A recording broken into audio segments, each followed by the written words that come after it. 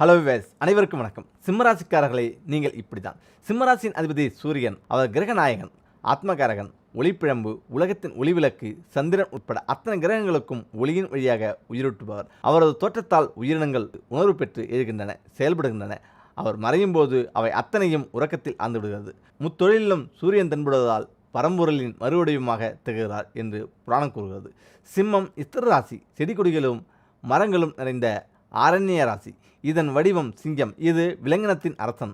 சிங்கத்தின் கண்களை சந்தித்த மான் நகர முடியாமல் தோன்றிவிடும். எளிதாக உணவு எட்டிவிடும். உண்ட மிச்சத்தை விட்டுவிட்டு குகைக்கு திரும்பிவிடும். இது சிங்கத்தின் இயல்பு. அளவுக்கு அதிகமாக ஆசையில்லை, சேமிக்கும் எண்ணமில்லை, தேவைக்கு அதிகமானதை பிறருக்கு அளிப்பதிலும் தயக்கமில்லை. இவை அத்தனையும் சிம்மராசியில் பிறந்தவரிடம் தென்படலாம் என்கிறது ஜோதிடம். சுயமரியாதைக்கு முதலிடம். குள்ளநெறி வேஷம் இருக்காது. பிறர் பாணியை பின்பற்றும் எண்ணம் உதயமாகாது. சிறந்த உணவில் திருப்தி இருக்கும். தேவையில்லாமல் பிறரை சீண்டி துன்புறுத்தும் எண்ணம் இருக்காது. திறந்த புத்தகமான சிறந்த வாழ்க்கை உண்டு. பதவி இவர்களை தேடி வர வேண்டும். தேவையை பூர்த்தி செய்ய பிடிக்காது. பசியை தாங்கிக்கொள்ள இயலும். துயரம் துவள செய்யாது. பொறுமையும் வீரமும் கம்பீரமும் விலகாது. சமுதாயத்தில் அந்தஸ்தும் அங்கீகாரமும் தேடி வரும்.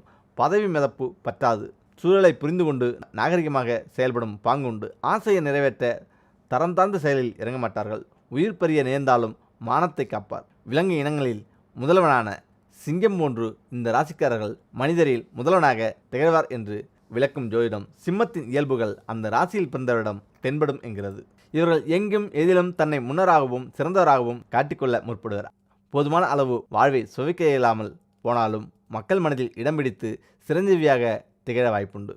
இந்த ராசி மகம், பூரம், உத்திரம் முதல் பாகம் 9 நவாம்சங்களில் பரவியிருக்கும். முதல் 4 நவாம்சங்களில் கேதுவும், அடுத்த 4 நவாம்சங்களில் சுக்கிரனும், கடைசி நவாம்சத்தில் சூரியனும் தனது தசாகாலங்களை நடைமுறைப்படுத்துவார்.